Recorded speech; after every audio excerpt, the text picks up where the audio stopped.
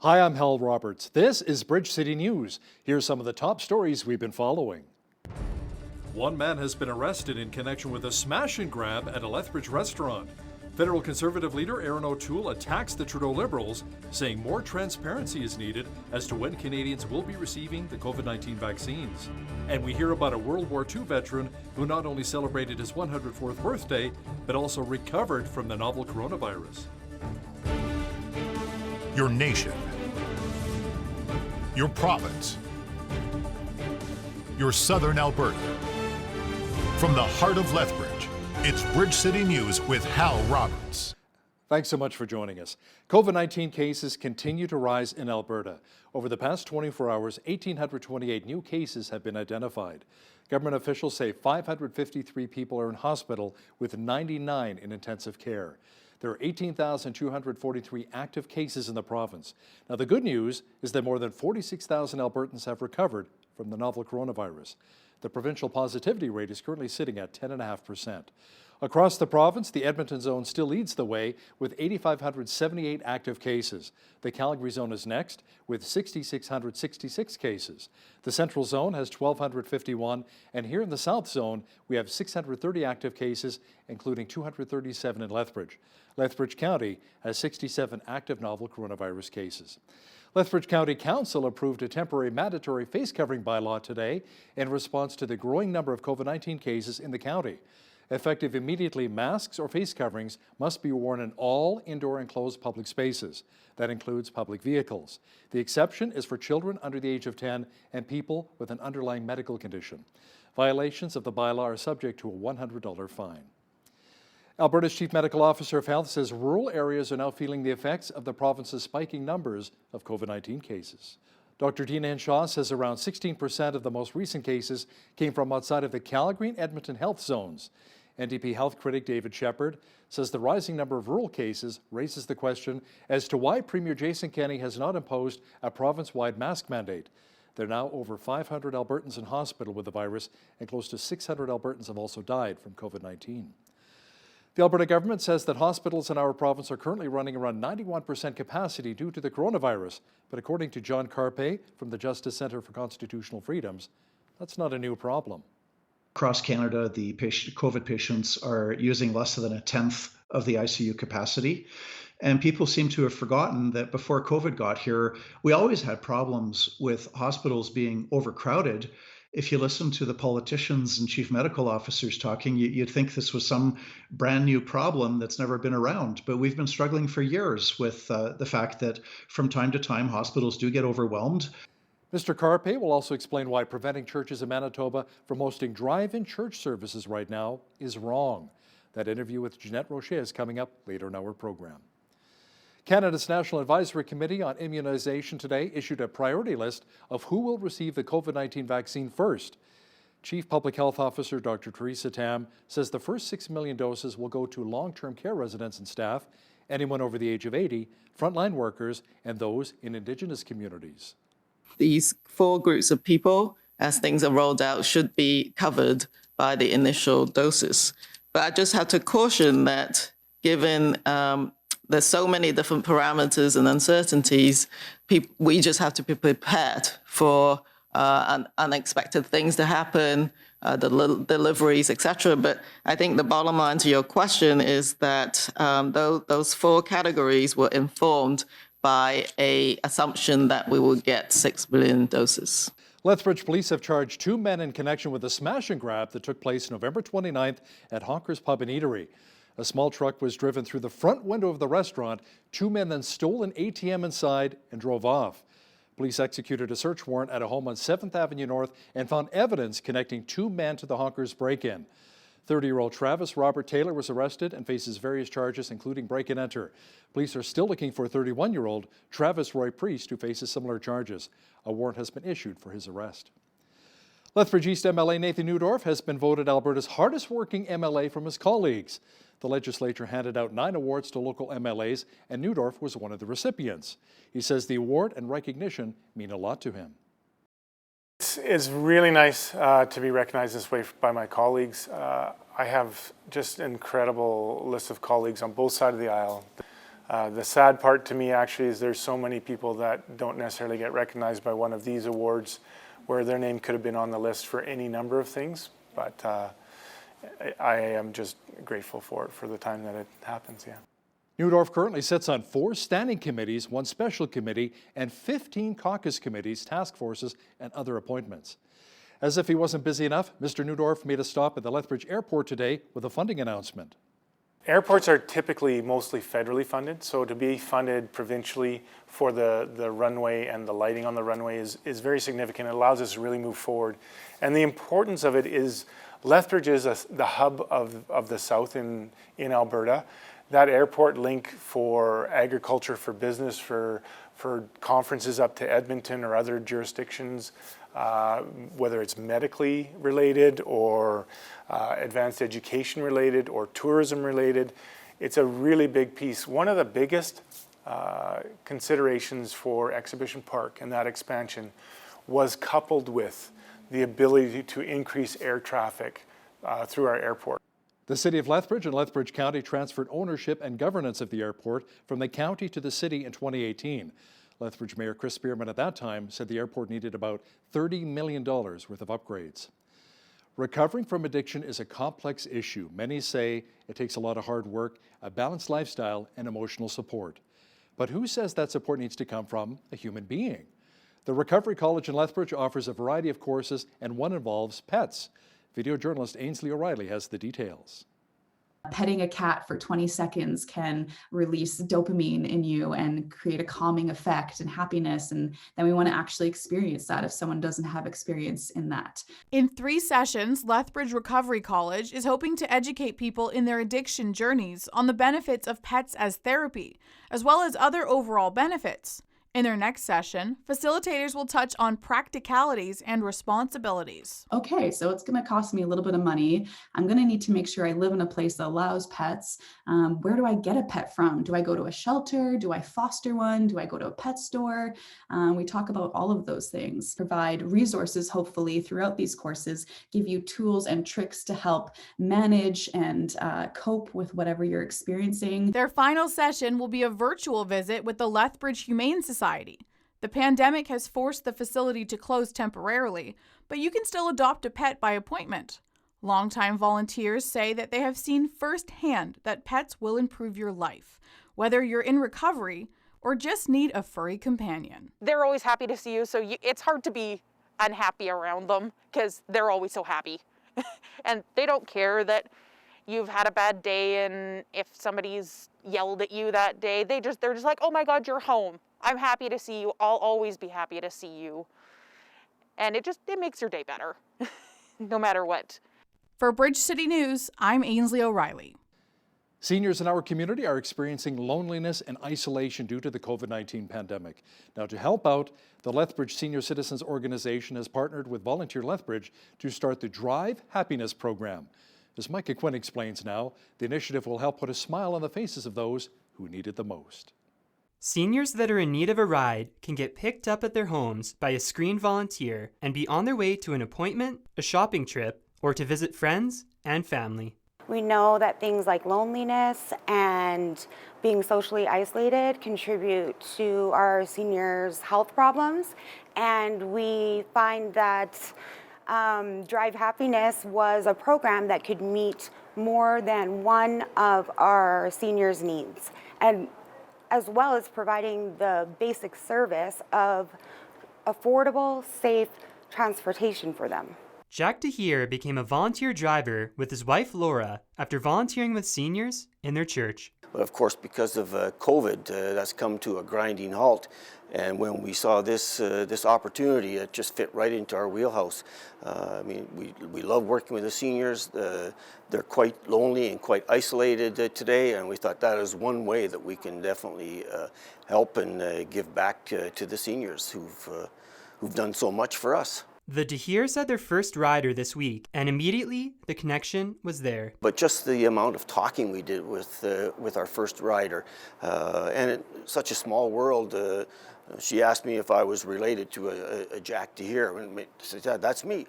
Oh, well, you took out my daughter so many years ago in grade 9. So it was just so much fun. All of a sudden, they seemed to get more excited, and you can see them. There's more sparkle in their eye, and they start talking. And we took her to her place where we had to take her, and she just talked the whole time. Daryl Herbers is another volunteer driver, and he says that giving back to the community through this program is a great feeling. I've been a member of my car club for years, the Street Wheelers, and it has been a good experience to give back and help out people. And also, it gives me something to do rather than sitting at home also. For more information on the Drive Happiness program, you can visit the Volunteer Lethbridge and Lethbridge Senior Citizens Organization websites. For Bridge City News, I'm Micah Quinn. The Alberta government is providing new support to our province's battered tourism sector. Hotels and motels will now be able to keep the tourism levy amounts collected between March of this year and March of 2021. Officials say that will free up around $10 million in additional cash flow for the sector to employ staff and maintain operations through the winter season. In 2017, the tourism industry employed around 72,500 full-time employees who contributed $7.3 billion to Alberta's GDP.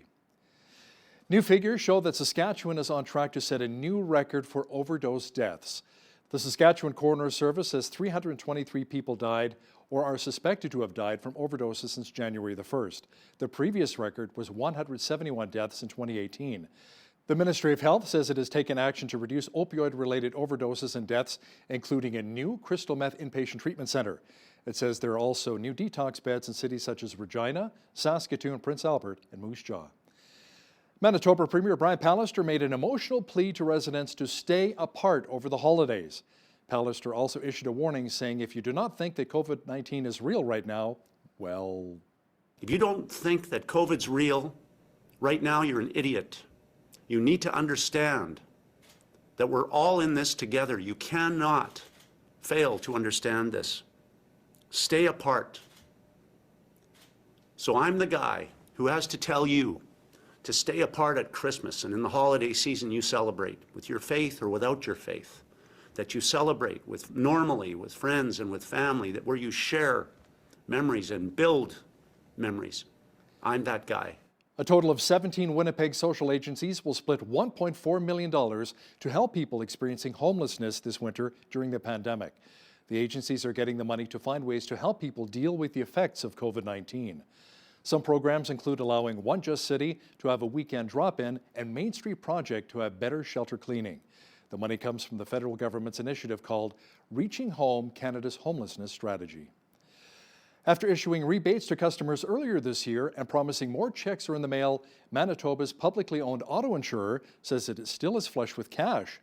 Manitoba Public Insurance reported a net income from operations of almost $189 million for the first 6 months of the fiscal year that ended September 30th. Last week, policyholders were told rebate checks averaging $100 each would be distributed later this month. The payouts are intended to provide financial relief during the pandemic. MPI says revenue was up mainly because of an increase in the number of vehicles insured and the values of those vehicles. Federal Justice Minister David Lametti says Ottawa's new bill to harmonize the UN Declaration on the Rights of Indigenous Peoples with Canadian law is a good step on the path toward reconciliation.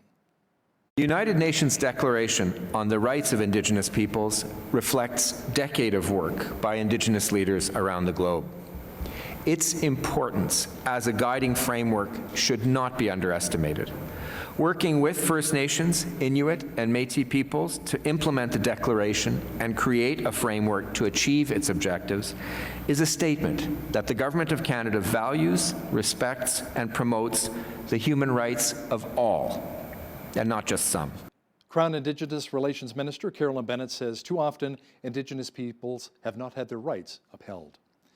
The Prime Minister refused to comment on a Wall Street Journal report that Justice Department lawyers have approached Chinese tech executive Meng Wanzhou's legal team about the possibility of a deferred prosecution agreement. He says Canada's priority is the safe release of Canadians Michael Spavor and Michael Kovrig, who've been detained in China since December of 2018. For almost 2 years, we've been working extremely hard to bring home these two Michaels. It is an absolute priority for the government. I won't be commenting on any of the recent reports. I think we're going to continue to work as hard as we possibly can to bring these two Michaels home.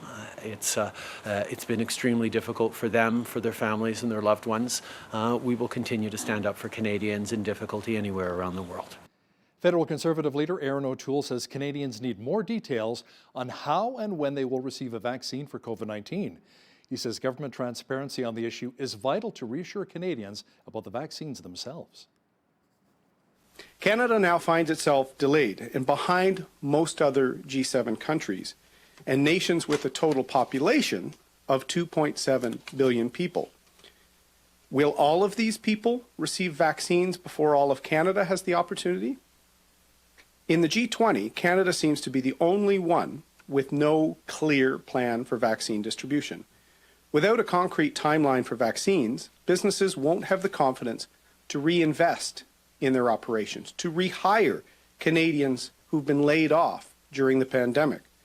Without a reliable timeline or details, provinces have the impossible task of establishing complex supply chains with no lead time, without knowing when they can expect a vaccine delivery. The World Health Organization says the world is close to seeing the end of the COVID-19 pandemic. Now, there's a warning, however, that inequalities in distributing a vaccine and other therapeutics could have deep economic and social consequences. With positive results in recent weeks from vaccine trials, the light at the end of the tunnel is growing steadily brighter. Although the path ahead remains treacherous, we can begin to glimpse the end of the pandemic. We simply cannot accept a world in which the poor and marginalized are trampled by the rich and powerful in the stampede for vaccines. This is a global crisis, and the solutions must be shared equitably as global public goods, not as private commodities that widen inequalities. U.S. Vice President Mike Pence says some Americans could be days away from receiving a coronavirus vaccine. Government officials, however, are concerned that there are some people who may not even want it. Help is on the way. We are just a matter, we believe, of days away from when we will begin to distribute tens of millions of doses of a safe and effective coronavirus vaccine to the American people. In fact, as you will hear today, Operation Warp Speed, working with FedEx and other great companies, is in a position that we expect to be shipping COVID-19 vaccines within 24 hours of approval, and we expect vaccines to begin to be administered to Americans in that first group within 24 hours of that. It's an amazing thing. A man who spent World War II repairing bomb-damaged trains in France has just recovered from a fight with COVID-19. It was just in time for his 104th birthday. Major Wooten was happy to finally be able to leave a hospital in Alabama. He just brings so much happiness to everybody, and just seeing everybody and their reaction to him, it just makes you very proud to call him your grandfather, and just love him so much.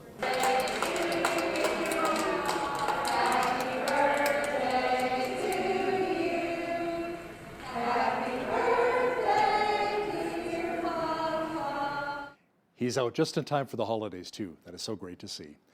It's hard to believe that Christmas is 3 weeks away now. It almost feels like summer outside, doesn't it, with the warm temperatures we've been receiving? And that will continue into the weekend. Full weather details are coming up. It is so difficult to believe that we're into December with all the mild temperatures we've been receiving across much of southwestern Alberta. Jeanette Rocher is here now with a complete look at the weather forecast. Jeanette, it was fairly warm today, and a beautiful weekend is shaping up as well. Yes, more gorgeous weather is on its way this weekend, and who knows, maybe we'll break some records. You never know. Into tonight, we could see some wind gusts up to 50 km/h, overnight low of 1 degree. Into tomorrow, Saturday, lots of sunshine and 14 degrees as we're continuing on into those teen trends. High winds as well tomorrow, 3 degrees the overnight low on Saturday. Into Sunday, sunny and windy, high of 12. Monday, sunny and windy as well, high of 11. 13 degrees the expected high for next Tuesday with a mix of sun and cloud. Partly cloudy skies expected for both Wednesday and Thursday as the temperature starts to drop a little bit on Wednesday with a high of 5 and a high of only 2 on next Thursday, which is actually more around the average high for this time of year, which is 1 degree right there.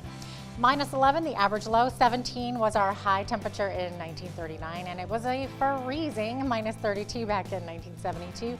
8:11 is when the sun woke up today, and the sun's bedtime today pretty early, 4:33 p.m. in the afternoon. So days certainly getting shorter as we're getting closer to that winter solstice. Over on the west coast, mainly sunny skies. There could be some fog though dissipating around noon. 10 degrees the high in Victoria, 9 for Vancouver. Edmonton's high 4 degrees under sunny skies. Could feel some wind chill there. 13 the high for Calgary tomorrow with lots of sunshine. They could also have some 50 km/h wind gusts. So there you go. They're experiencing the Chinooks as we are. Lots of sunshine across Saskatchewan. Saskatoon's high 2 degrees, 4 degrees in Regina. 0 expected in Winnipeg with a mix of sun and cloud. Those temperatures could feel a little bit chillier with that wind chill. So just be aware of that. Over here in central Canada, now Ottawa could see a chance of flurries, high of 2 degrees. Mainly cloudy skies here in Toronto, minus 1 is the high. And Montreal could see a mix of sun and cloud with a high of 3 degrees. As we look further into Atlantic Canada, we're seeing more precipitation in this area. Chance of rain in Fredericton could see 5 to 10 millimeters up there. 4 degrees is the high there. 12 for Halifax, same thing, could see 5 to 10 millimeters of rain there. Charlottetown could also expect some showers tomorrow with a high of 8. 9 degrees is the expected high in St. John's, Newfoundland. They could also expect some wind gusts up to 50 km/h. So there you go. That is your forecast. The maker of Post-it notes and industrial coatings is cutting another 2,900 jobs. The company says it is restructuring due to the pandemic. 3M says the changes will affect all of its business groups, functions, and geographies. The company has 1,900 Canadian employees as well. Company officials say the changes will allow it to take advantage of global market trends in e-commerce, personal safety, healthcare, and home improvement, while it pulls away from end markets where growth is much slower. A Canadian oil company says it plans to scale back spending next year from $85 to $75 million. Athabasca Oil says $70 million will be focused on drilling wells to sustain production at its Leismer Oil Sands project. It says it does not plan any new wells in its light oil division. Athabasca expects production of 31 to 33,000 barrels of oil equivalent per day next year. That will be similar to its 2020 average output. Airbnb has announced a new restriction on renters to curb New Year's Eve parties in Canada this year that would violate COVID-19 restrictions. It says that in addition to its ongoing ban on parties, guests will now need a history of positive reviews on its app to reserve an entire home for New Year's. The policy also extends to the U.S., Mexico, Australia, and countries in Europe. The announcement comes after police in Mississauga, Ontario, issued thousands of dollars in fines to 60 people at a party at a short-term rental unit last weekend. Warner Brothers Pictures has announced that all of its 2021 film slate will stream on HBO Max at the same time they'll play in theaters. It is the most seismic shift by a Hollywood studio yet during the pandemic. Films will debut simultaneously in theaters and on HBO Max in the U.S., but will stop streaming after a month and continue to play only in theaters. That will include the new Matrix movie and Godzilla vs. Kong. Now, here's a look at today's markets. The TSX was up 122 points in the day to finish at 17,520. The Dow was up 248 points to 29,969. The S&P 500 was up 32 points to 3699, and the Nasdaq was up 87 points to 12,464. West Texas Intermediate Oil was up 49 cents to 46.13 US per barrel. Natural gas was up 5 cents to 2.55 US. Gold was down 2.10 to 18.3898 US an ounce, and silver was up 13 cents on the day to 24.19 US an ounce. Wheat is at $272 per metric ton, barley's at $275, canola's at $5.95, and corn is at $294 per metric ton. Live cattle were down 18 cents to $112.40. Feeder cattle were down 3 cents to $139.78. And lean hogs were down 35 cents to $66.58. The Canadian dollar was up slightly over the past 24 hours to 78.22 US.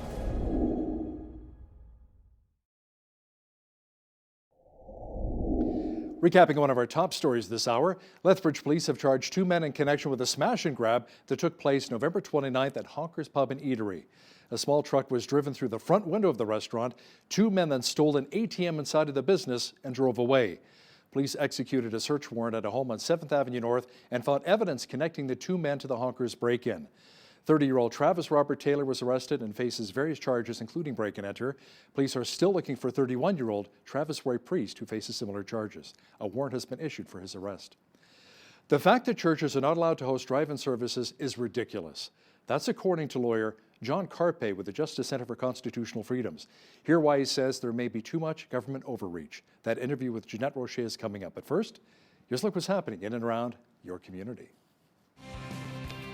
Here's your Bridge City News Community Calendar. The Southern Alberta Ethnic Association is hosting their 22nd annual Community Christmas Dinner to Go on Saturday, December 19th from 3 to 6 p.m. at the Multicultural Centre in downtown Lethbridge. Last year, over 400 people attended this annual dinner, and with the impact of COVID-19 on Lethbridge, they're looking to the community for donations of goods, grocery gift cards, or funds to purchase items for the dinner. If you wish to donate, contact the SAEA by December 7th. For more information, call 403-320-1577 or email info@saea.ca. Shop of Wonders is looking for volunteers to help bring some Christmas cheer to families who need a special something this year. This is a My City Care initiative through My Victory Church in Lethbridge, which helps to give people hope and a hand up.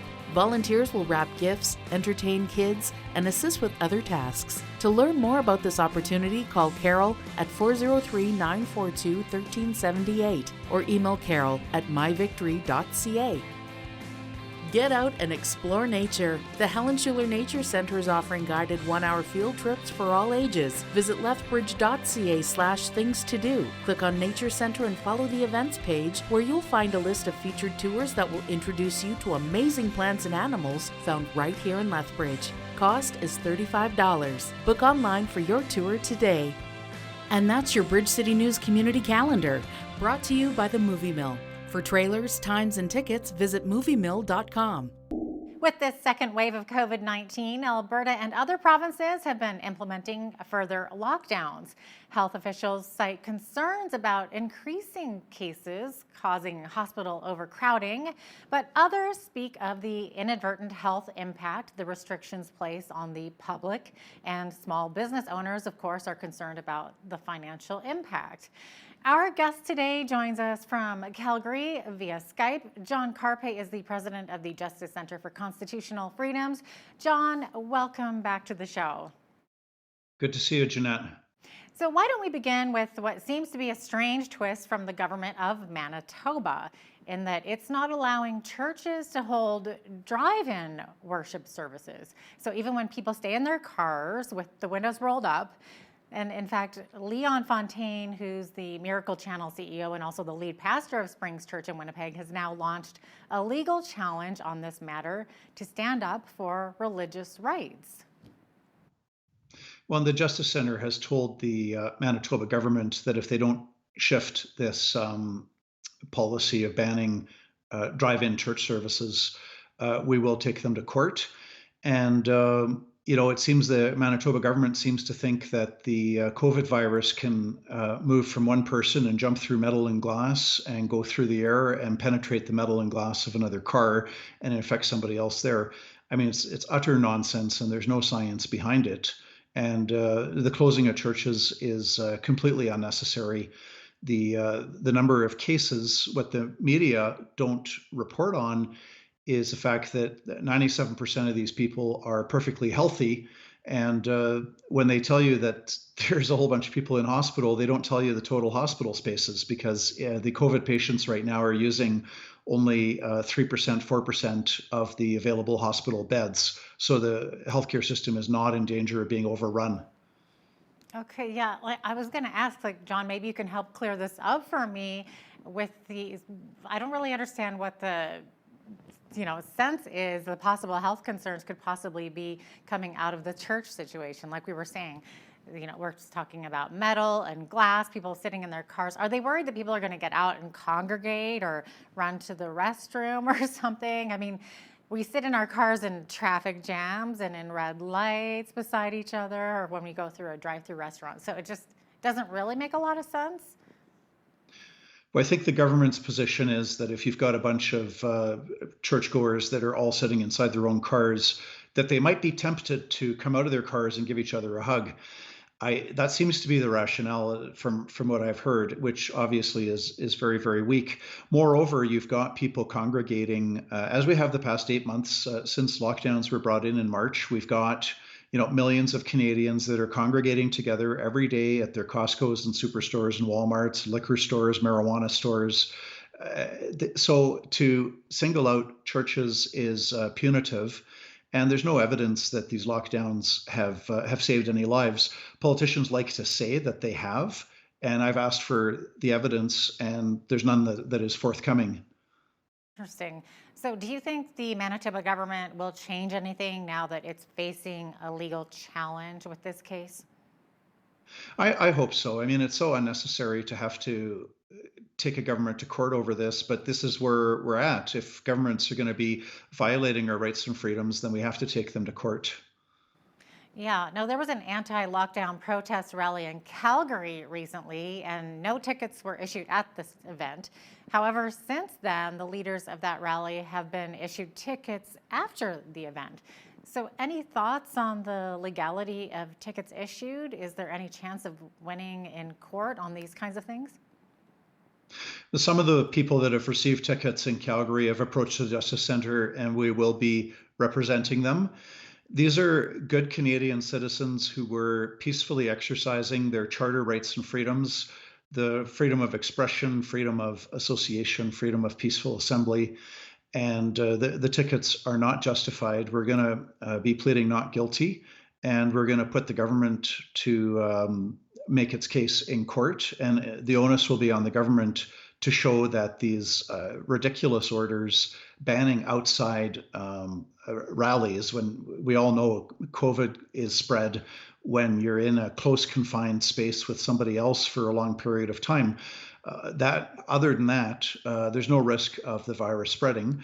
And even more significantly, about 90% of the people in Canada are not going to be harmed by COVID.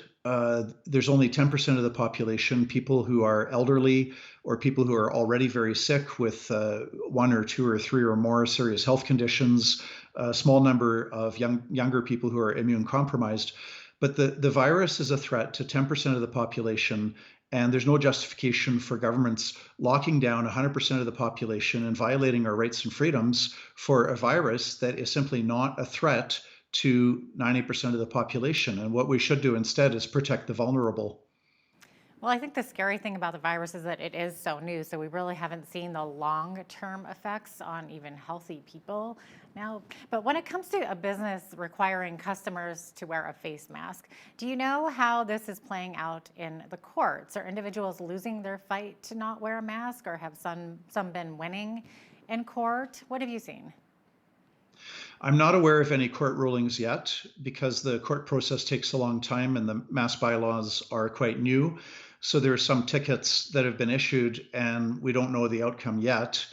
But certainly there's no clear science on the mask wearing. It's a lot of doctors are saying this is more just virtue signaling and it does nothing to reduce the spread.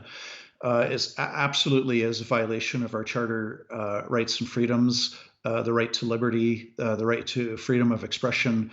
When the government tells you that you must cover up your face, it's certainly a violation of the charter. And the onus in court will be on the government to prove that COVID is unusually deadly, which it isn't for 90% of the population. And the onus will be on the government to bring forth the science to back up this idea that masks are somehow helpful. The science on that is not settled. Government and health officials say that lockdowns are necessary to keep the number of COVID cases down to prevent hospital overcrowding, of course.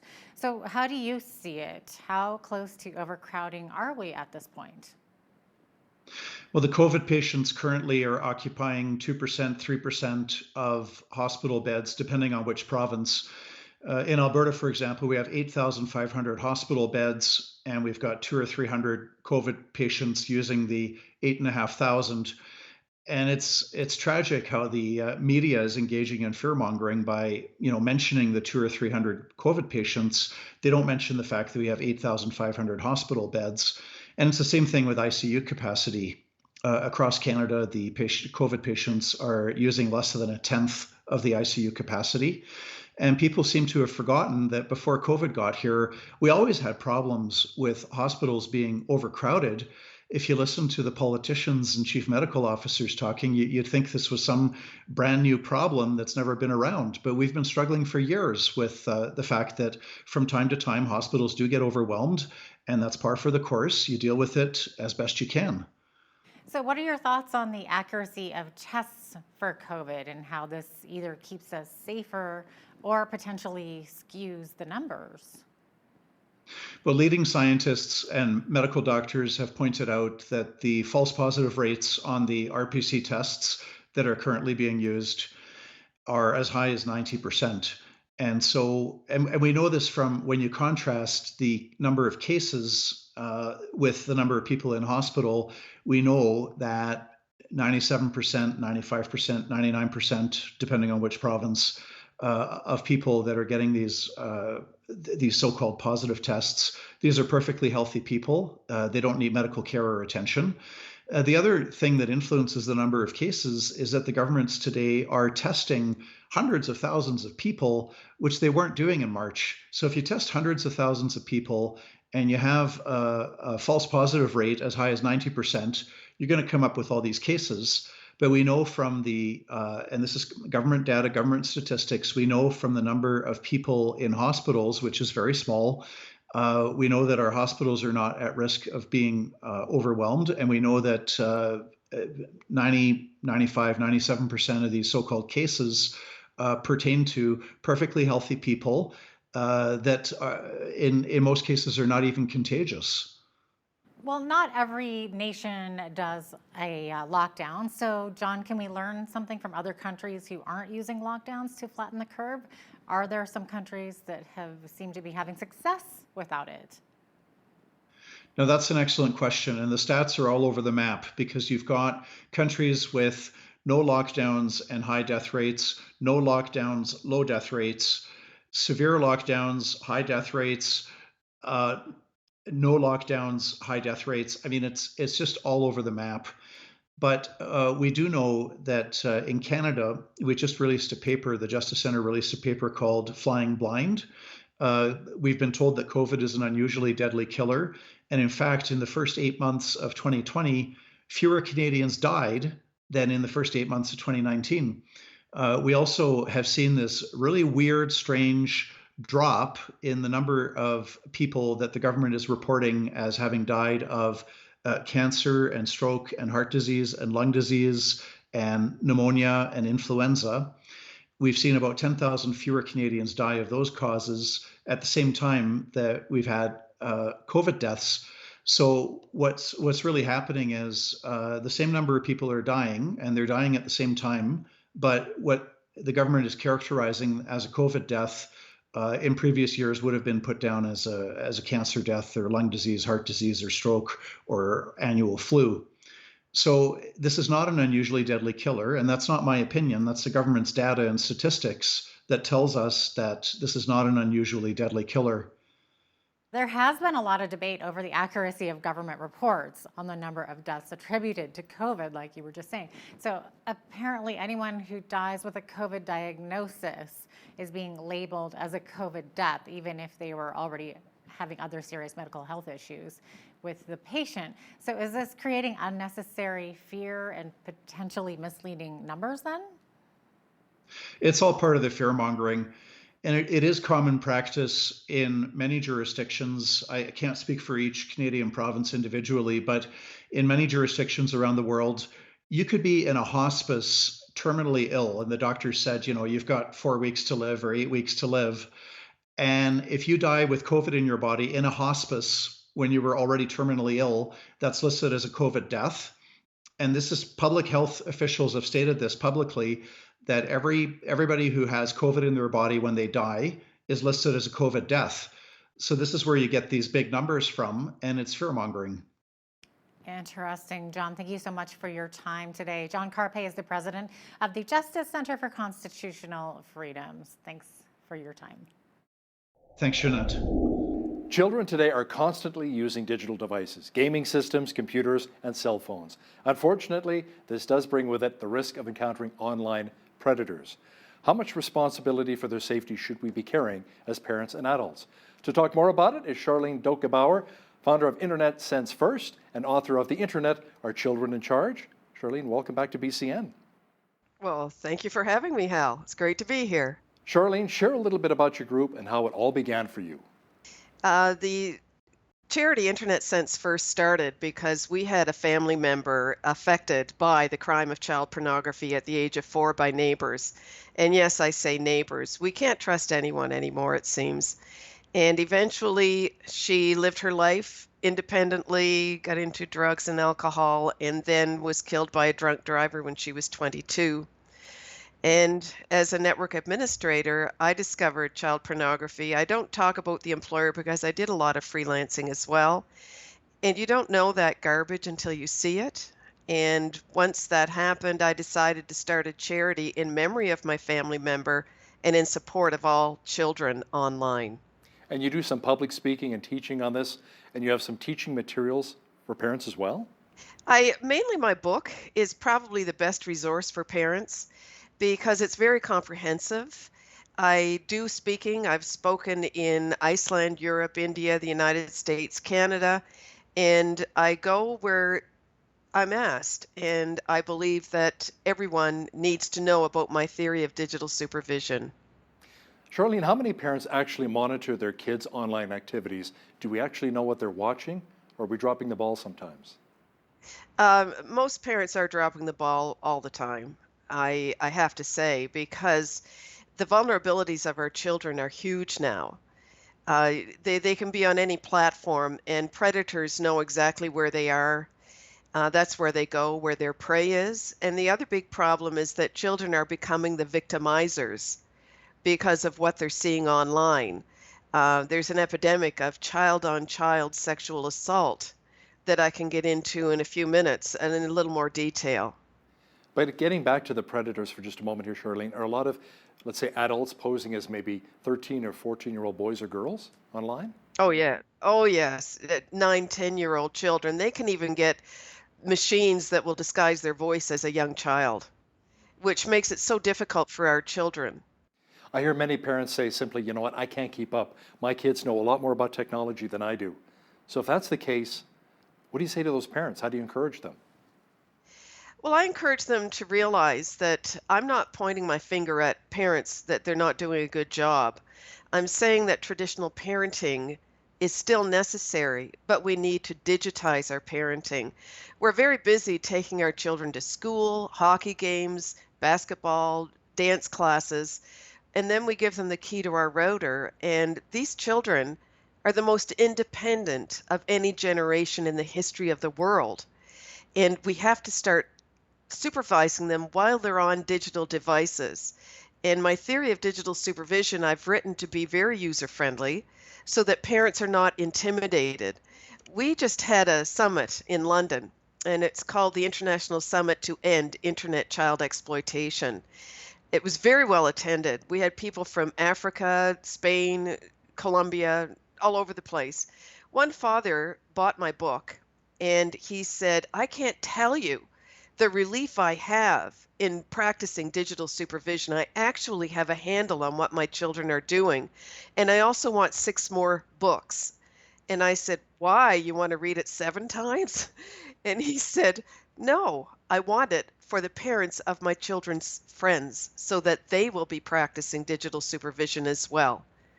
You know, Charlene, parents can't be everywhere all the time, and it's hard to keep track of what our kids are watching. Perhaps parents need to be a little more intentional.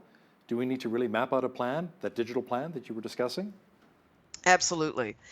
One thing I mention in my book is that parents should draw up a contract of use with their children. And I say with them. You sit at the table together with them and say, this is the cell phone. We're docking it at 7 o'clock at night. You can pick it up at 7 o'clock in the morning. We will be going through your cell phone, looking at pictures, because the epidemic of nudes for these children is huge. They're taking pictures of themselves nude, sending them, and even though it's their body, they're producing and distributing child pornography, which then the parents own, because essentially the parents own the cell phone. And when I talk to parents about that, they say, you mean we're responsible? Yes, you are for a minor's activities, but they cannot own a cell phone until they're 18. So therefore, it is your plan, your phone, your iPad. Is that considered sexting then, when a lot of these kids are taking pictures of their private parts or nude photos and sending them to each other?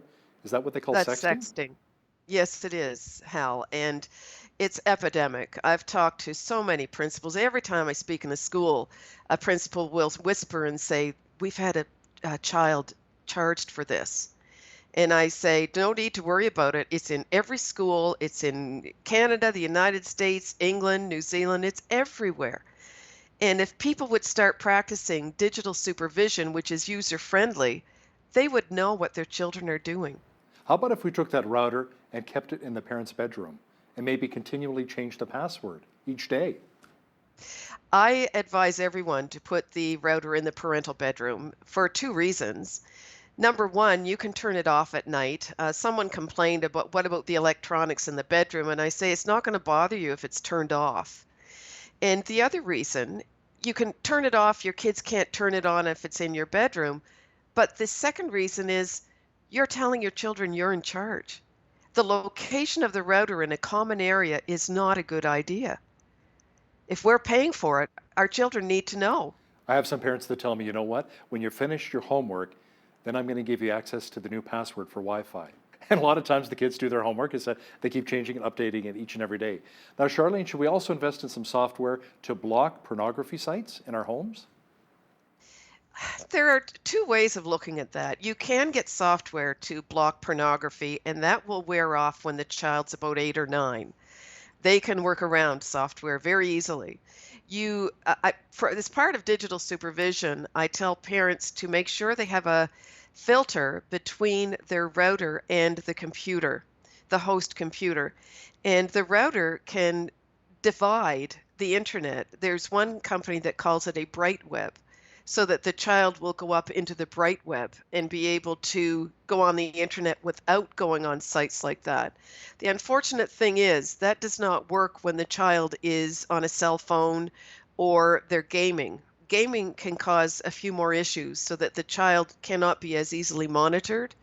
So parents need to be aware of that and realize that humanity has to supervise humanity. We need to be around the devices. We need to review browser history.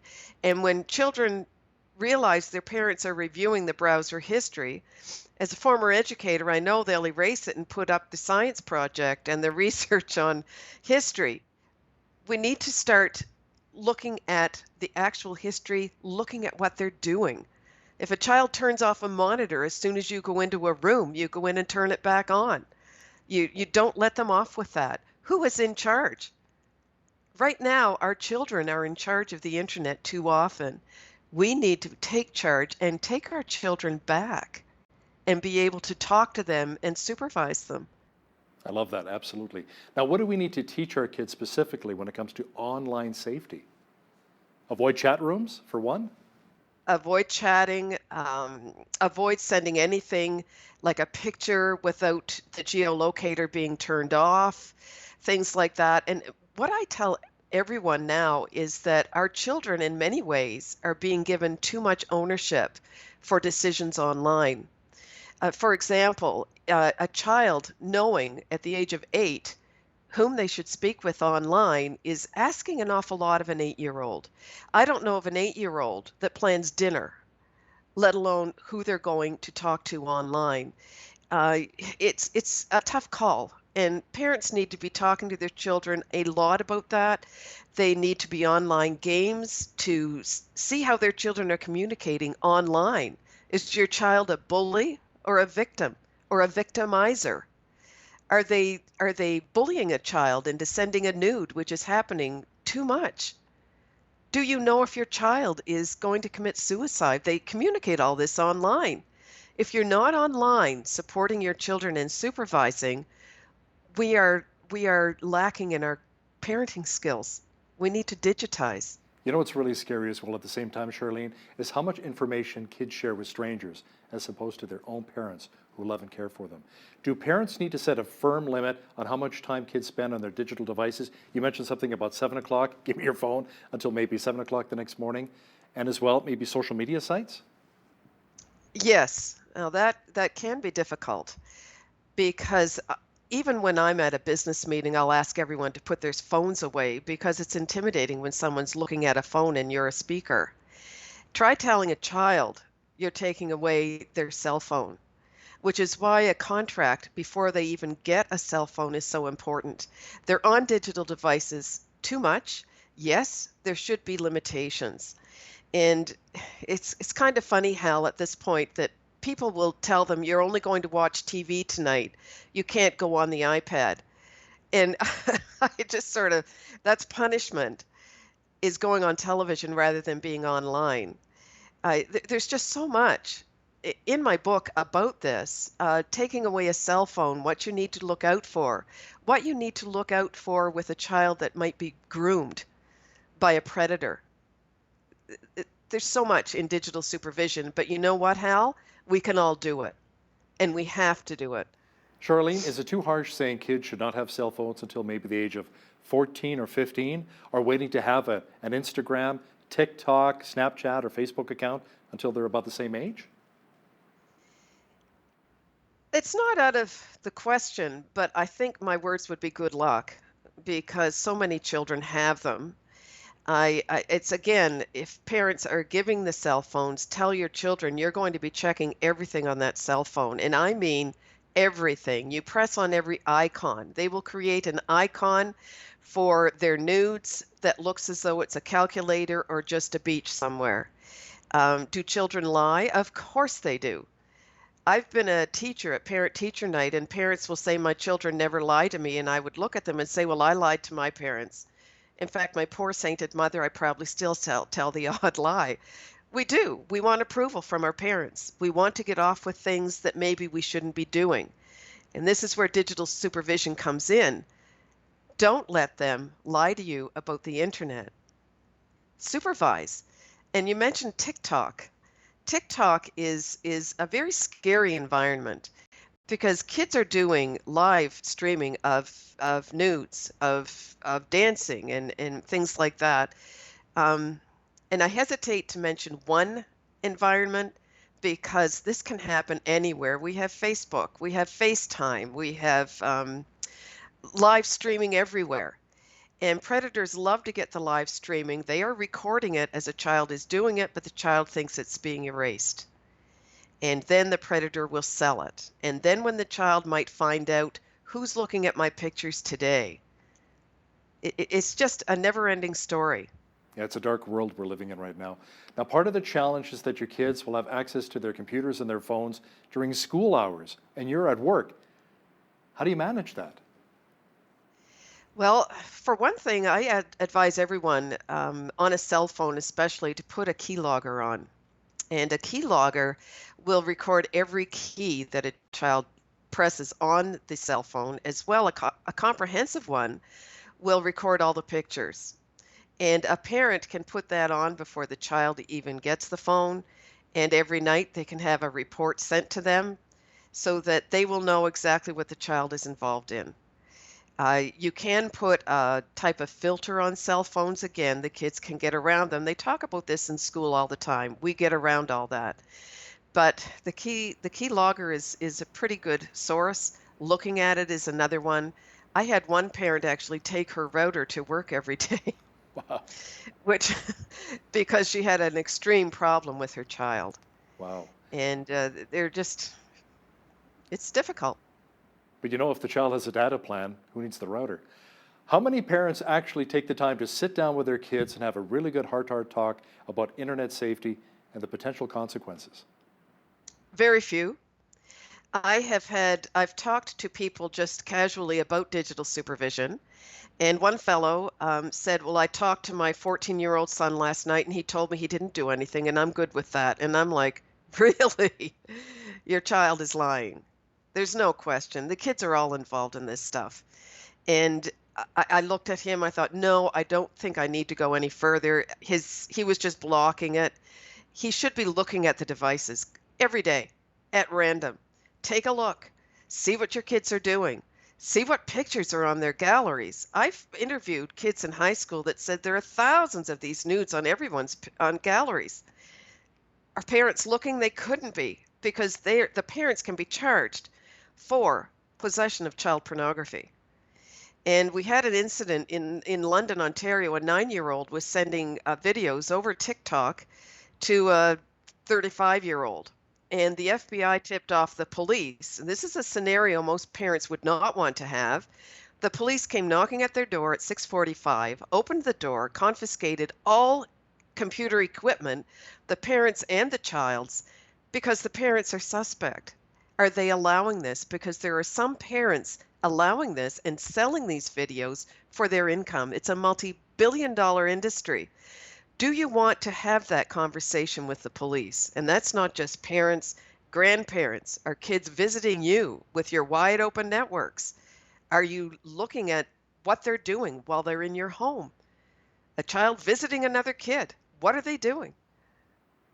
Yeah, that's incredible. Charlene Doka-Bauer, founder of Internet Sense First. Thanks a lot for joining me today from Ontario. Thank you, Hal. Thank you so much. On behalf of all of us here at Bridge City News, I'm Hal Roberts. God bless, and thanks so much for watching.